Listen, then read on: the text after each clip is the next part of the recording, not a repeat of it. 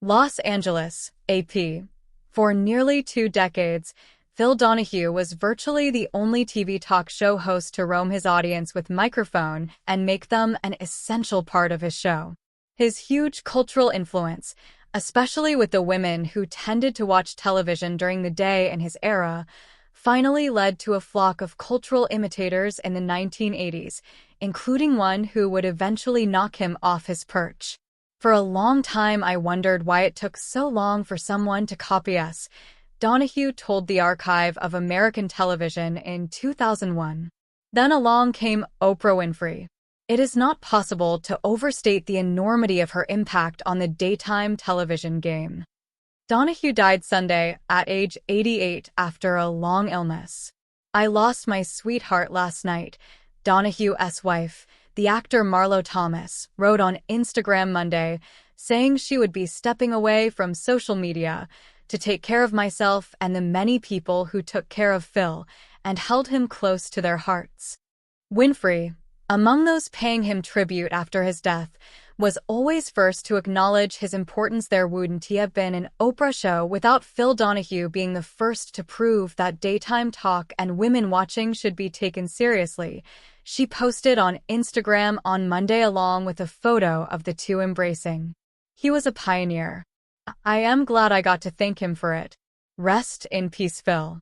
By the time Donahue went off the air in 1996 after 29 years, nearly 7,000 episodes, and 20 Emmy Awards, the daytime television landscape was littered with lookalikes.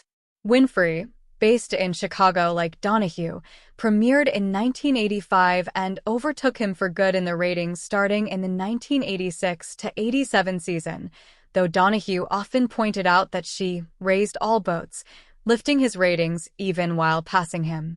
Later, the floodgates truly opened to imitators, most of them far trashier, including The Jerry Springer Show, Geraldo, and Jenny Jones.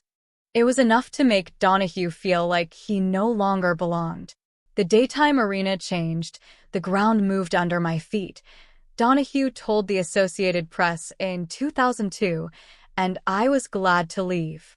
Both before and after Oprah, the prematurely gray and always animated Donahue, Phil Hartman sent up his dramatic body language in a recurring Saturday Night Live impression, wielded enormous clout, making daytime at once more serious, more newsy, and more salacious as he emerged in the late 1960s amid a sea of game shows, soap operas, and more frivolous talk shows. He demonstrated that daytime viewers, long before cable news, cared about world leaders, cultural figures, and the debates of the day. He gave many Americans their first real exposure to issues like sexual harassment and abuse, gay marriage, and AIDS. "We're very, very proud of the way in which our program has reflected our culture since 1967, Donahue said at the taping of his final show in 1996. "In 1967, we never thought we would lose a war. In 1967, AIDS was a verb, or a plural noun. In 1967, you could harass your secretary, and there was nothing she could do about it."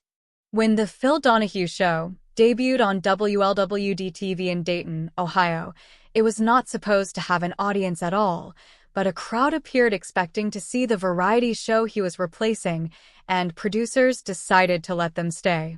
During commercials, he opened the floor up to questions for his first guest, the atheist activist Madalyn Murray O'Hair, and soon decided the audience's questions were better than his. "Sometime during that first week, I jumped off my chair and ran into the audience," he told the AP in 1996. The program moved to Chicago in 1974, shortened its name to Donahue, and was syndicated across the United States.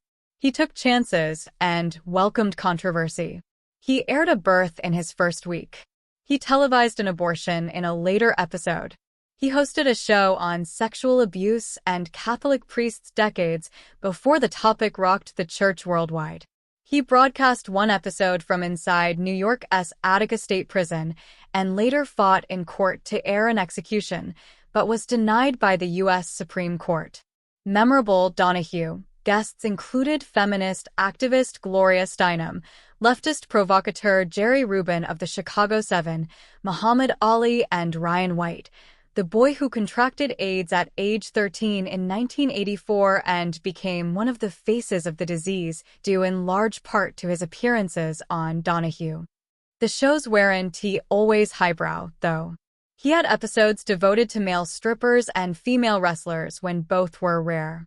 Philip John Donahue was born on December 21, 1935 in Cleveland, the son of an Irish Catholic furniture seller who said he had a Norman Rockwell youth of front lawns, baseball, and church dances. He had an entirely Catholic education through his 1957 graduation from the University of Notre Dame.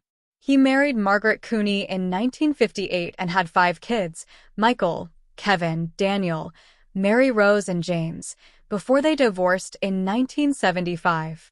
He met actor Marlo Thomas, that girl, star of the 1960s who was a household name at the time and would later become a regular on Friends, when she appeared on his show in 1977. He later said it was love at first sight, and they did a poor job of hiding it on the air. "You are really fascinating," Donahue told Thomas, grasping her hand. "You are wonderful," Thomas said back. "You are loving and generous, and you like women, and it's a pleasure, and whoever the woman in your life is very lucky." They married in 1980. After years of lying low, he returned to television to be among the first hosts on MSNBC, who traded heavily on his name in its early promotion. His show premiered in July 2002 and lasted just 7 months. The network had yet to become the liberal counterpoint to Fox News conservatism, and the left-leaning Donahue never felt supported. "It took almost 3 years for Fox to overtake CNN," Donahue said in a statement after the show's cancellation. "We had 6 months." He stayed semi-retired after leaving MSNBC, his media appearances mostly one-offs on talk shows and TV documentaries. His voice appeared as a caller needing psychologist's help on Frasier 3 times in 1999.